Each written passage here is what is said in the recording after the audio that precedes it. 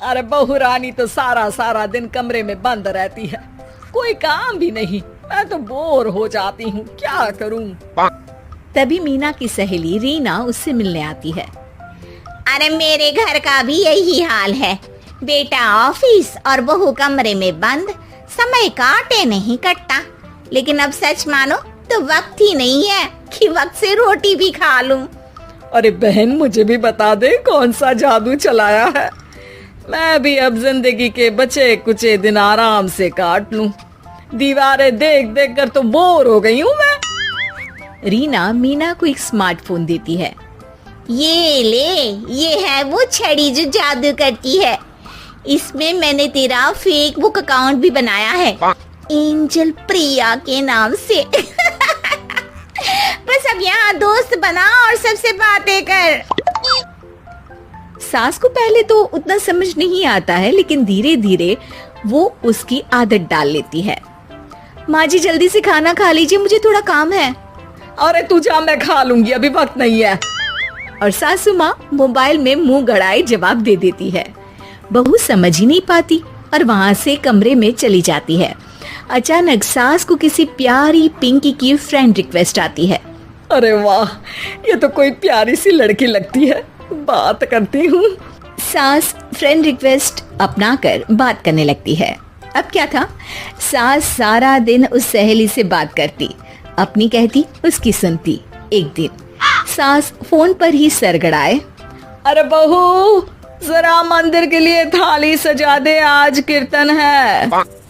बहू फोन पर किसी को मैसेज टाइप करते कहती है। माँ जी क्या है, अब मुझे क्या पता कि आपको कौन कौन से भगवान की पूजा करनी होती है। तभी सास के पास कोई मैसेज आता है। अच्छा अच्छा ठीक है, रहने दे, मैं ही कर लूंगी। अब मैंने मना थोड़ी ना किया है, कर देती हूँ मैं। अब मैंने भी बोला ना कि थोड़ी देर में बात करती हूँ, तो मैं ही कर लेती हूँ, तू जा अपने कमरे में। बहू वहां से चली जाती है। सास मंदिर पहुंचती है और मंदिर की सीढ़ियों पर बैठकर सास फोन पर लिखती है। अरे मेरी बहू सारा दिन अपने कमरे में बैठी रहती है। वहां से रिप्लाई आता है। मैं आपकी बहू को तो जानती नहीं हूँ, लेकिन हाँ एक बात है, हो सकता है आपने उसे ताने दिए होंगे या फिर उसका दिल दुखाया होगा। ऐसा करने पर बहुओं का मन ससुराल से हट जाता है। याद रखिए, बहू और बेटी में फर्क होता है। सास घर जाती है और बहू से बड़े ही प्यार से बात करती है, उसके लिए खाना बनाती है, उसे गिफ्ट में साड़ी भी देती है। जिसके बाद अगले दिन, माँ जी चलिए, आज मैं भी आपके साथ मंदिर चलती हूँ, आते वक्त भोले भैया के गोलगप्पे खा कर आएंगे। अरे हाँ बहू, ये तो अच्छा है, चलो। सास मन में सोचती है कि उसकी फेसबुक वाली दोस्त कितनी अच्छी है। उसके समझाने से उसे उसकी बहू वापस मिल गई। वो बहू को अपनी दोस्त के बारे में बताने का सोचती है, लेकिन फिर चुप हो जाती है। बहू फोन पर टाइप करती है। मेरी सास मुझे नौकरानी समझती है, एक गिलास पानी तक खुद नहीं लेती। मन तो करता है कि बोल दूं, मैं बहू हूँ, कोई नौकरानी नहीं। वहाँ से रिप्लाई आता है। देखो, तुम्हारी सास को तो मैं भी नहीं जानती, लेकिन वो बुजुर्ग होंगी। पूरा जीवन उन्होंने घर गृहस्थी चूल्हा चौका में निकाल दिया। और फिर तुम ये भी मत भूलो कि जिस पति पर तुमको इतना गर्व है, उसे भी शिक्षा उन्होंने ही दी है। तो जिसने तुम्हें इतना दिया, क्या तुम उनकी थोड़ी सी सेवा नहीं कर सकती? बहू भी अगले दिन से सास का सारा काम करती, उनके पैर दबाती, उनका ख्याल रखती, उनके साथ घूमने जाती। एक दिन सास, बहू ये लो मेरा हीरे का हार। पहले तो सोचा था कि अपनी बेटी को दूंगी, लेकिन आज जब मेरे हाथ पैर में दर्द था तो तुम मेरा साथ दे रही थी।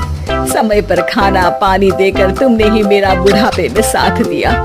उसके हिस्से का बहुत कुछ मैं उसे दे चुकी हूँ, लेकिन ये अब तेरा। बहू तो ये देखकर खुशी से उछली जाती है। वो सास को गले लगाकर कहती है, माँ जी आज सच में बहुत अच्छी है। भला हो उस एंजल प्रिया का, जिसने मुझे आपसे वापस मिलवा दिया, वरना मैं तो हमेशा आपको गलत ही समझती।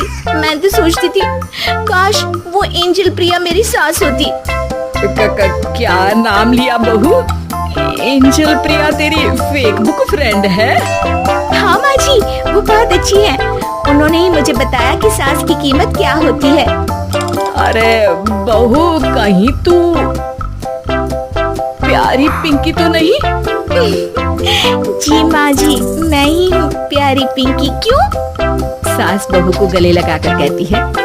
मैं भी यही सोचती थी कि काश प्यारी पिंकी मेरी बहू होती। शुक्रिया बहू। सासू माँ, शुक्रिया तो हम दोनों को फेसबुक और सोशल मीडिया का करना चाहिए, जिसने हम दोनों को एक दूसरे से दिल से मिला दिया।